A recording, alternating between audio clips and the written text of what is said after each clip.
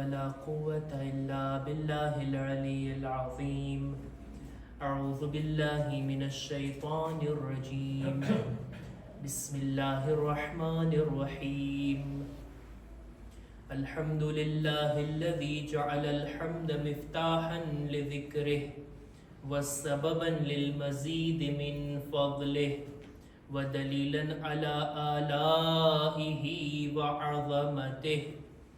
ثم الصلاة والسلام والتحية والإكرام على خير خلقه وأفضل بريته حافظ سره ومبلغ رسالاته الذي سمي في السماء بأحمد وفي الأرض بأبي القاسم محمد. اللهم صل على محمد وآل محمد وعلى أهل بيته الطيبين الطاهرين المعصومين المظلومين ولعنة الله على أعدائهم أجمعين. أما بعد فقد قال رسول الله صلى الله عليه وآله وسلم: إن لقتل الحسين لحرارة في قلوب المؤمنين لا تبردها شيء. صلوات بر محمد وآل محمد. اللهم صل على محمد وآل محمد. ઇસ્લામી વર્ષ 1445ની આ છેલ્લી શબે જુમા માહે ઝિલહજ પોતાના અંતિમ દિવસોમાં છે. આ દિવસોની મુનાસિબતો ખુશીની હોય કે ગમીની હોય, લગભગ આપણે બધી મુનાસિબતો મનાવી ચૂક્યા અને હવે આપણે ઇસ્લામી વર્ષના બિલકુલ અંતમાં છીએ અને કહી શકાય માહે મુહર્રમથી આપણે બધા બિલકુલ નજદીક છીએ. અઝાદારીના દિવસો આવી રહ્યા છે. ગમ મનાવવાના, ઇમામ હુસૈનની યાદ મનાવવાના અય્યામ આવી રહ્યા છે. આ વર્ષે પણ દર વર્ષની માફક બલકે કોશિશ કરીએ વધારે શાનદાર તરીકાથી આપણે ઝિક્રે હુસૈન કરી શકીએ, અઝાદારી કરી શકીએ, મજલિસો માતમને બરપા કરી શકીએ. અઝાદારીનો સૌથી મહત્વનો ભાગ, સૌથી વધારે મેઇન પાર્ટ જે અઝાદારીની અંદર જોવા મળે છે એના બારામાં આજે ચર્ચા કરવા માંગુ છું. જો અઝાદારી એમાં બધું આવી જાય. હું જો કાળા કપડાં પહેરું ને, આ એક જાતની અઝાદારી છે. હું ઇમામના નામ પર કોઈને પાણી પીરાવું ને, આ પણ એક અઝાદારી છે. હું મરસીઓ કે માતમના શબ્દો, નોહાની કડીઓ હું બયાન કરું, સંભળાવું ને, આ અઝાદારી. હું સાંભળું, એ પણ અઝાદારી. ઇમામના ગમમાં રડું કે રડાવું, આ બધું અઝાદારી. દરેક આ કામો જે ઇમામના નામ ઉપર કરવામાં આવે, કંઈ પણ અઝાદારોની ખિદમત કરવામાં આવે, બધું અઝાદારી છે. મારા જેવો તાલિબ ઇલ્મ મિંબર પર આવીને જે કંઈ બયાન કરે, એ પણ એક અઝાદારી.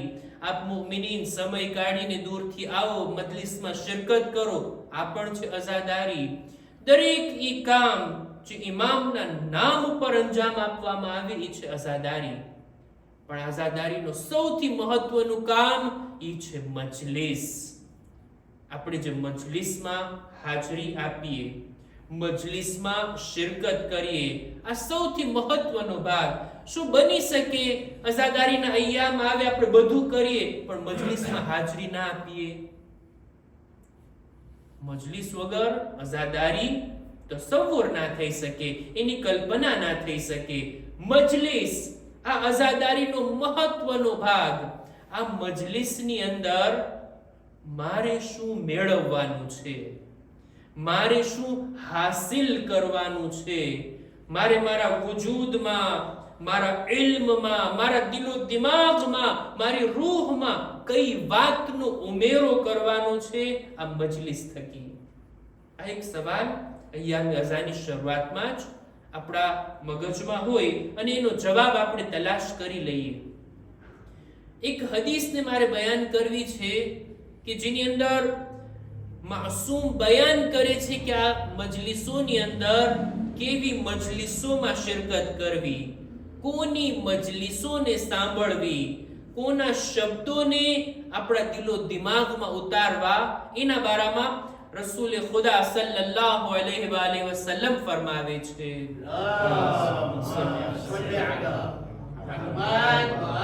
અને દેખીતી વાત છે, આ હદીસથી આપણને એ પણ સમજાઈ જશે કે મારે મજલિસમાંથી શું મેળવવાનું છે, હું શું લેવા માટે ફરશે અઝા ઉપર હાજર થઈશ. ઘણા બધા મકસદ હોઈ શકે, ઘણી બધી ચીજો આપણે મેળવી શકીએ. આજે ફક્ત આ એક હદીસ, જાબિર ઇબ્ન અબ્દુલ્લાહ અંસારીનું બયાન. રસૂલ ખુદાએ ફરમાયું કે લા તજલિસુ ઇલ્લા ઇન્દા કુલ્લી આલિમિન યદઉકુમ મિન ખમ્સિન ઇલા ખમ્સ. ફક્ત એવા આલિમોની બેઠકમાં બેસો જે તમને 5 ચીજોથી કાઢી બીજા 5 ચીજો તરફ લઈ જાય. રસૂલ ખુદા એ આલિમની સિફત બયાન કરે છે કે જે 5 ચીજોથી લોકોને કાઢી 5 ચીજો તરફ લઈ જાય. પણ આ હદીસના અનુસંધાનમાં આપણને એ વાતની પણ ખબર પડી જાય કે આપણે 5 ચીજો લેવા માટે અહીંયા બેઠવાનું છે, 5 ચીજોને આપણે હાસિલ કરવાની છે. કઈ કઈ 5 ચીજો? સૌથી પહેલું, મિન શક્કી ઇલલ યકીન. એવા આલિમની બેઠકમાં બેસો જે દિલોમાંથી શકને દૂર કરી યકીનની મંઝિલ તરફ લઈ જાય, યકીન તરફ લઈ જાય, યકીનના દરજા સુધી આપણને પહોંચાડી દે. એવી બેઠકમાં જઈએ કે જ્યાં બેઠા પછી ઈમાન મજબૂત થાય, શક્કો શુબહાત દૂર થાય, જે કંઈ પણ આપણા દિલો દિમાગમાં સવાલો હતા એનો જવાબ મળી જાય, દિલ મુતમઈન થઈ જાય, યકીન સુધી ઇન્સાન પહોંચી જાય. એવી જગ્યાએ બેસવાનો હુકમ, એવા આલિમની બેઠકમાં બેસવાનો હુકમ. માલુમ થાય છે અઝાદારીની અંદર, આ મજલિસની અંદર આપણા યકીનમાં વધારો થવો જોઈએ, ઈમાન મજબૂત થવું જોઈએ, ઈમાન સ્ટ્રોંગ થવું જોઈએ. એવી વાતો, એવા શબ્દો, એવી આયતો, riવાયતો, એવા બનાવો, એવી બાબતો બયાન થાય એને આપણે લેવાની છે અને આપણા ઈમાનને મજબૂત કરવાનું છે. જો યકીન એક એવી વસ્તુ છે ને કે હદીસમાં છે, લોકોની દરમિયાન જે ચીજ સૌથી ઓછી તકસીમ થઈ છે ને એ છે યકીન. બહુ ઓછું જે જોવા મળે છે ને લોકોની અંદર એ છે યકીન. આપણા 5મા ઇમામ ઇમામે મુહમ્મદ બાકિર અલૈહિ સલામ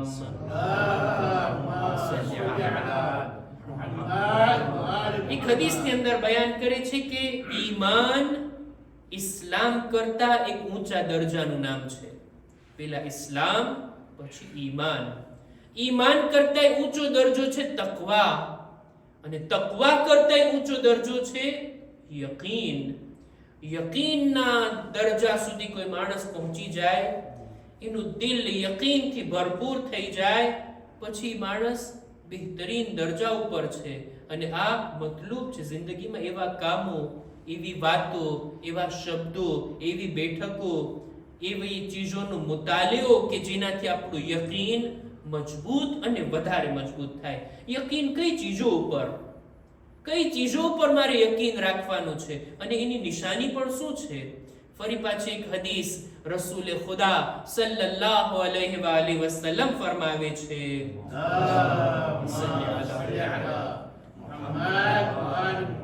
અમ્મા અલામતુલ મુકિન ફસિત્તા. 6 બાબતો ઉપર આપણે યકીન રાખવાનું છે અને એની એક નિશાનીઓ છે. સૌથી પહેલું યકીન હોય અલ્લાહ ઉપર, ખુદા ઉપર યકીન, ભરોસો, અને એના ઉપર મજબૂત ઈમાન હોવું. આ ખુદા ઉપર યકીન હોવાની નિશાની. જેનું ઈમાન મજબૂત હોય ને એનું યકીન ખુદા ઉપર સોલિડ હોય, વધારે હોય. એક તો ખુદા ઉપર મારે યકીન રાખવાનું. બીજું, વઅયકન બિઅન્ન અલ-મૌત હક ફહذرહુ. બીજું, મૌત ઉપર યકીન. મૌત ઉપર કોઈને શક છે? ઈ માણસ કે જે ખુદાને માનતો હોય કે ના માનતો હોય, આ તો જરૂર માને છે કે મરવાનું હક છે, બધાને મૌત આવશે. મૌત ઉપર યકીન. અને એની નિશાની શું છે? ઇન્સાન હંમેશા ચેતીને રહેતો હોય, સાવધાની સાથે આગળ વધતો હોય, હંમેશા એવી હાલતમાં રહે અને હંમેશા એ ખૌફ દિલમાં રહે કે આ હાલતમાં જો મૌત આવશે તો પછી મારું ઠેકાણું ક્યાં હશે.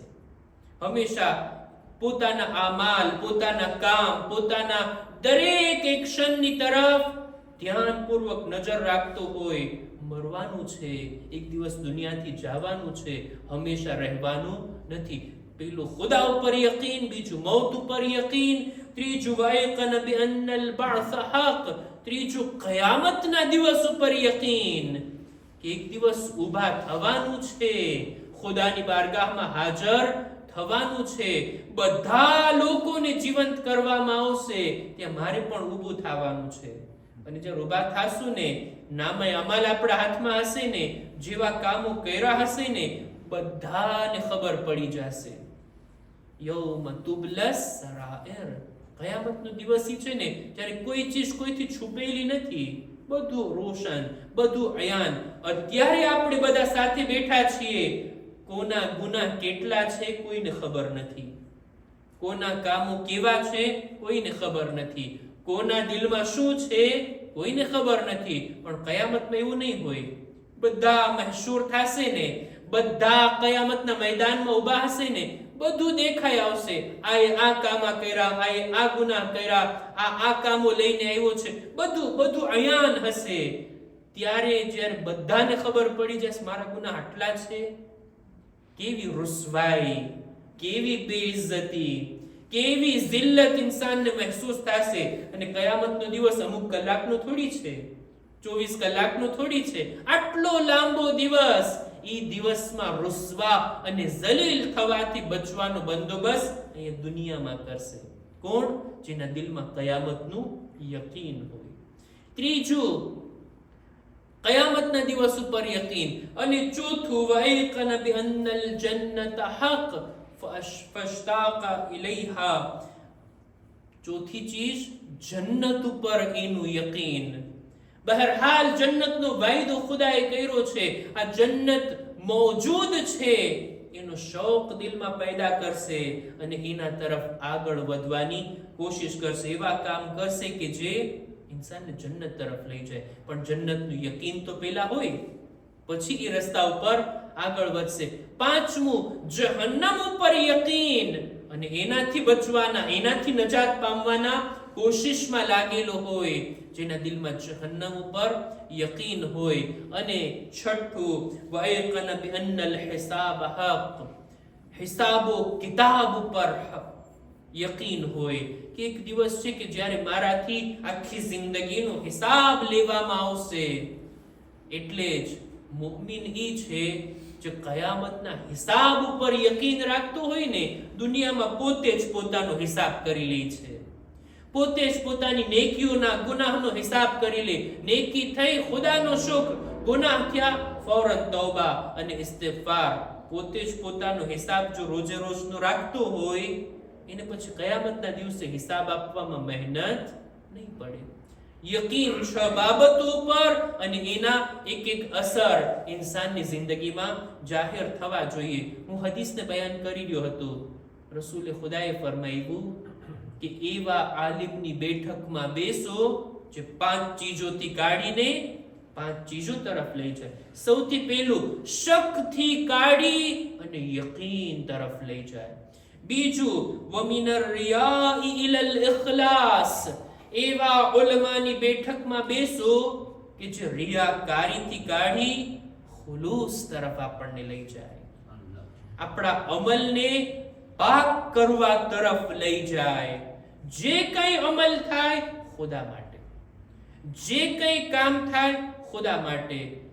આ હદીસના અનુસંધાનમાં પણ એ પણ ખબર પડે છે, મજલિસે હુસૈનથી આપણે ખુલૂસને લેવાનું છે, આપણે ઇખલાસની પાછળ રહેવાનું છે. નાનામાં નાનું કામ ખુદા માટે હોય ને તો એ મોટું લેખાય, પણ મોટા મોટા કામો જો દેખાડો કરવા માટે હોય તો એની કઈ કિંમત ખુદાની નજરમાં નથી. એક હદીસ પડું જોઈએ. રસૂલ ખુદાની જ હદીસ છે, રસૂલના નામ ઉપર એક બાવાઝે બુલંદ સલવાત. ફરમાવે છે કે રિયાકાર એની 3 નિશાનીઓ. લિલ મુરાઈ સલાસુ અલામાત.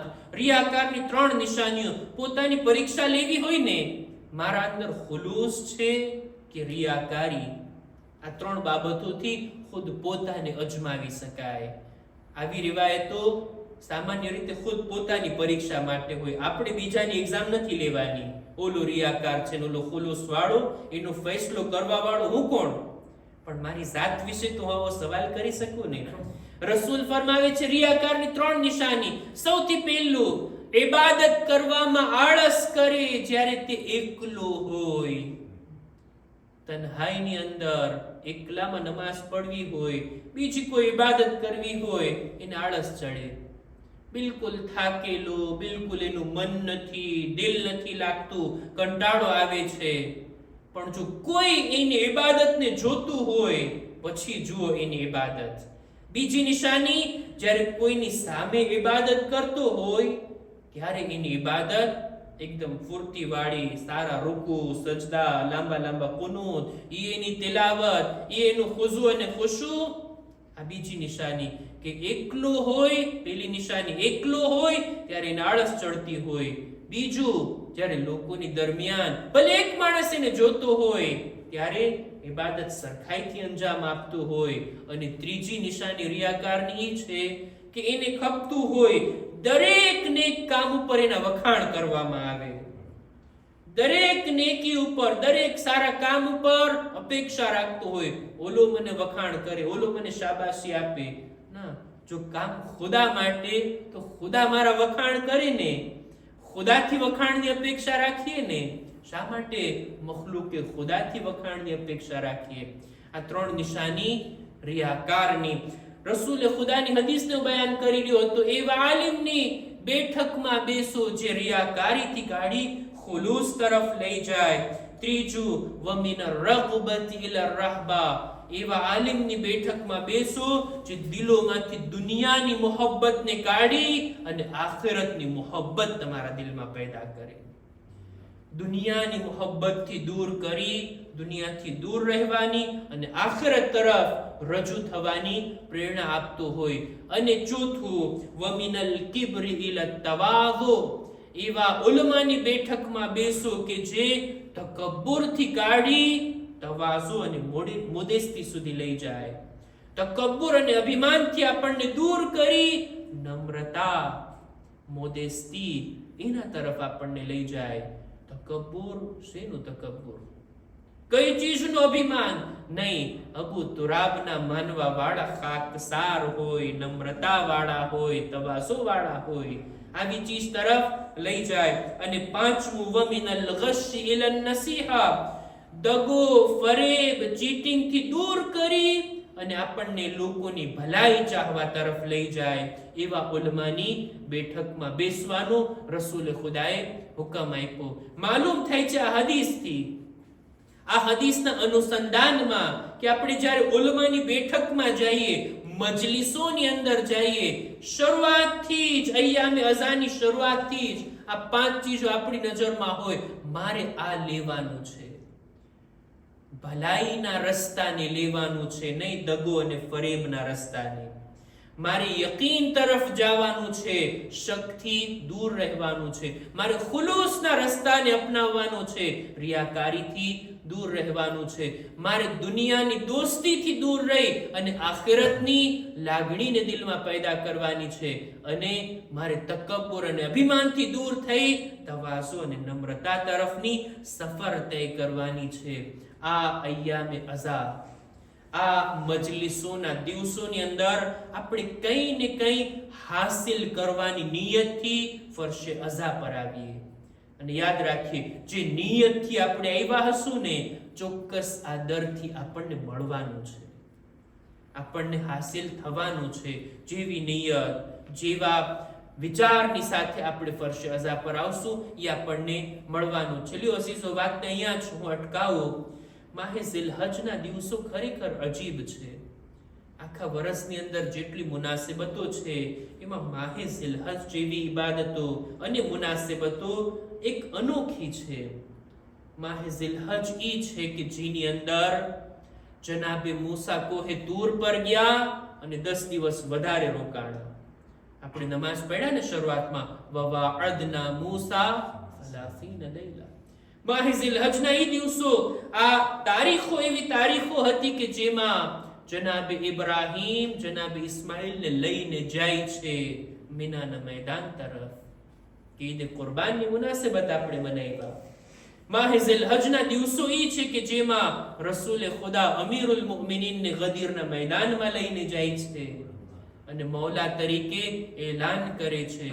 ઈદે ગદીર બાદ રસૂલે ખુદા આ દિવસોની અંદર જ અહલે બૈતને લઈને મુબાહેલાના મેદાનમાં જાય છે અને મુબાહેલાનો બનાવ પેશ આવે છે. આટલું જ નહીં, ખુશીની મુનાસિબતોની સાથે મહેસૂસ કરીએ આપણા દિલોની અંદર કે આ દિવસો એ દિવસો છે કે જેમાં આકા હુસૈન મક્કા છોડીને કરબલા તરફ જાય છે. કયા દિવસોમાં? બિલકુલ હજના મહિનામાં અને હજના દિવસોમાં. હજને છોડવું, હરમે ઇલાહીથી રૂખસત થાવું ઇમામ હુસૈન માટે કેટલું મુશ્કેલ હતું. ઇમામ હુસૈન એ હસ્તીનું નામ છે જેઓ હજના આશિક હતા. જિંદગીમાં કેટલા હજ ઇમામે પગપાળા અંજામ આપ્યા છે. પગેથી ચાલીને મદીનાથી મક્કા 400 કિલોમીટરની સફર ચાલીને ઇમામે અંજામ આપી. જિંદગીમાં 20 થી 25 હજ ઇમામે હુસૈને કરેલા છે. ઈ હજના આશિક, એના માટે એવા હાલાત પેદા કરી દેવામાં આવે કે લોકો લબ્બૈક અલ્લાહુમ્મા લબ્બૈક કહેતા મક્કા તરફ આવતા હોય અને ઇમામે હુસૈન મક્કાથી કરબલાનો રૂખ કરતા હોય. કેટલું સખ્ત હતું. પણ હરમની હુરમતને બચાવવા માટે ઇમામ નહોતા ચાહતા અહીંયા મને શહીદ કરવામાં આવે, અહીંયા મારું ખૂન વહાવવામાં આવે. આ ઈ જગ્યા છે જ્યાં કીડા મકોડાને પણ અમનો અમાન છે, પણ હાય ફરઝંદે રસૂલ માટે અમાન નથી. ઇમામ મક્કાને છોડીને આ જ દિવસોની અંદર કૂફાના રસ્તા તરફ, કરબલાના રસ્તા તરફ આગળ વધી રહ્યા છે. રસ્તામાં કૂફાથી 2 માણસો આવતા નજરે પડ્યા. ઇમામ એને બાજુમાં બોલાવ્યા. ઇમામ કૂફાના હાલાત જાણવા ચાહે છે. કૂફાના શું ખબર? મારા ભાઈ મુસ્લિમના શું હાલાત?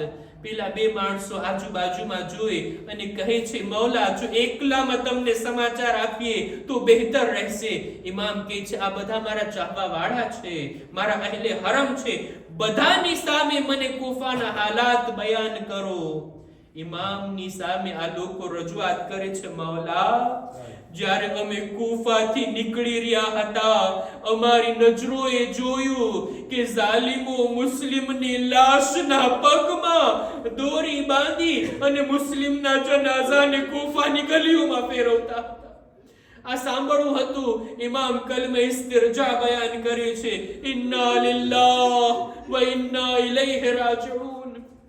પરદેશમાં કૂફાની હાલાતની ખબર, મુસ્લિમની શહાદતની ખબર રસ્તામાં ઇમામને મળી. ઇમામનું સૌથી પહેલું રિએક્શન આ હતું, औरतोના ખૈમા તરફ આવ્યા. બહેન ઝૈનબ, મુસ્લિમની દીકરીને અહીંયા બોલાવો. મુસ્લિમની દીકરીને બોલાવવામાં આવી. ઇમામ એના માથા પર હાથ ફેરવ્યા, એનાથી મોહબ્બત ભર્યું વર્તન કર્યા. અહેલે બૈતના ઘરાનાની દીકરી સમજી ગઈ, તરત સવાલ કરે છે, એ બા આકા, મારા બાબાની ખૈરિયત તો છે, તમે એવો વર્તાવ કરો છો જેવો યતીમો સાથે કરવામાં આવતો. તમે યતીમોની માફક મારા માથા પર હાથ ફેરવ્યા. એક રિવાયતમાં તો મળે છે ઇમામ એના કાનમાં ગોશવારા પહેરાવ્યા. આટલી મોહબ્બત ભર્યો વર્તાવ કર્યા. અઝાદારો આ ઈ મોકો હતો. શું સકીનાની નજરો નહીં જોતી હોય કે યતીમો સાથે આવો વર્તાવ થાય? એના એના માથા પર હાથ ફેરવવામાં આવે, મોહબ્બતના શબ્દો કહેવામાં આવે. આ મુસ્લિમની દીકરીની યતીમી હતી. હાય સકીનાની યતીમી. કરબલાની અંદર અસરે આશુરના જ્યારે સકીના યતીમ થઈ છે, કોઈ હાથ ફેરવવા વાળું ના હતું. શિમરના તમાચા હાય સકીના પર તાઝિયાના. આટલું જ નહીં, એના કાનના ગોશવારા ઉતારવામાં નથી આવ્યા, કાનોથી ખેંચવામાં આવ્યા. અલા લઅનતુલ્લાહ અલલ કૌમિલ ઝાલિમીન. وَسَيَعْلَمُ الَّذِينَ ظَلَمُوا أَيَّ مُنْقَلَبٍ يَنْقَلِبُونَ. اِنَّا لِلَّهِ وَإِنَّا إِلَيْهِ رَاجِعُونَ. پروردگار ہماری مختصر عبادت نے قبول فرما. خدایا આ વર્ષની આઝાદારીને બહેતર તરીકાથી અંજામ આપવાની ને એક તૌફીક અતા કર. ખુદાયા આ ઝિક્ર અહલે બૈતને, આ મુસીબતના બયાનને, આ મજલિસો માતમને અમારાથી કબૂલ ફરમા. પરવરદિગાર આ શબે જુમા છે, અમારા મરહુમીનની મગફિરત ફરમા. ખુદાયા અમારા મા બાપના ગુનાહોને બક્ષી આપ. અમારી ઔલાદને નેક તૌફીક અતા કર. ખુદાયા જો બીમાર છે તેઓને શફા અને તંદુરસ્તી અતા કર. ઝમાનાના ઇમામના ઝુહૂરમાં તાજીલ ફરમા. અમારો શુમાર એમના સાથીઓમાં કર. ربنا تقبل منا إنك أنت السميع العليم